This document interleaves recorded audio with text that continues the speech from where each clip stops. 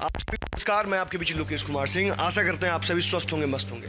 आज एक मामला संज्ञान में आया है सशस्त्र सीमा बल एसएसबी के जवान के द्वारा।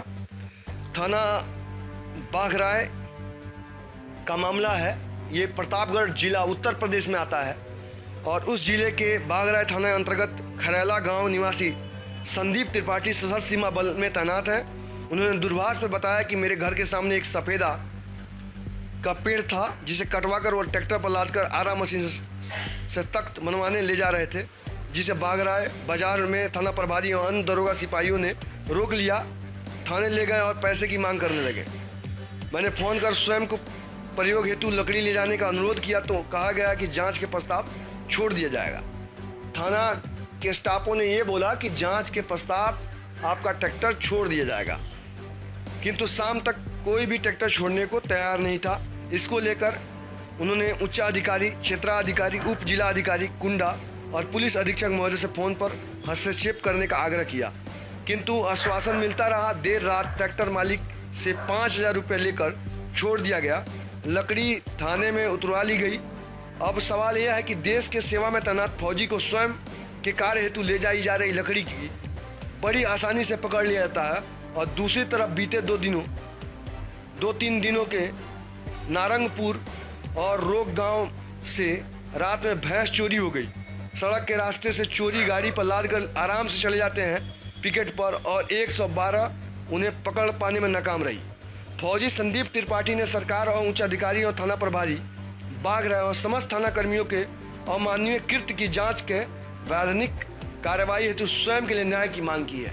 अब बताइए कि सशस्त्र सीमा बल में कार्यरत जो है संदीप त्रिपाठी का जो मामला है, उसमें क्या उचित बनता है कि पुलिस प्रशासन एक फौज का आदमी जो सेंट्रल आर्म पुलिस फोर्स का हिस्सा है, अभी उन्होंने वर्तमान समय में उत्तर प्रदेश चुनाव में इतनी बड़ी भूमिका सशस्त्र सीमा बल बीएसएफ, सीआरपीएफ, आईटीबीपी ने निभाई जिसकी कल्पना करनी मुमकिन नहीं है, और नामुमकिन को मुमकिन करती है पैरामिलिट्री फोर्स के जवान।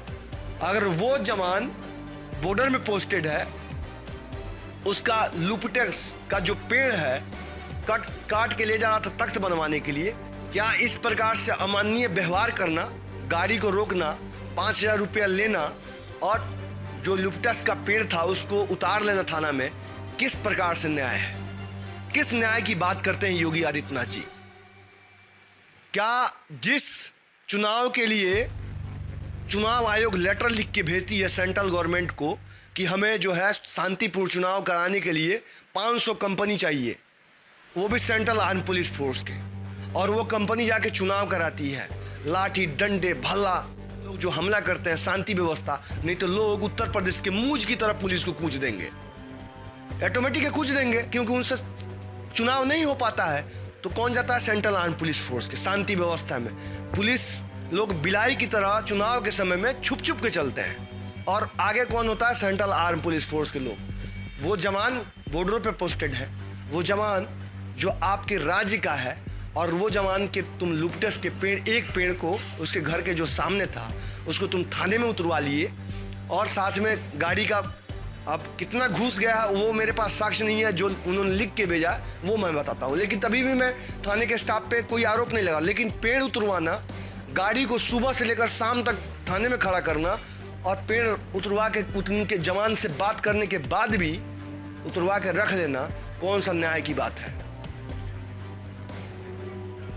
इससे साबित ये चल रहा है कि प्रशासनिक ढंग से जो है ना समझ में नहीं आ रहा है।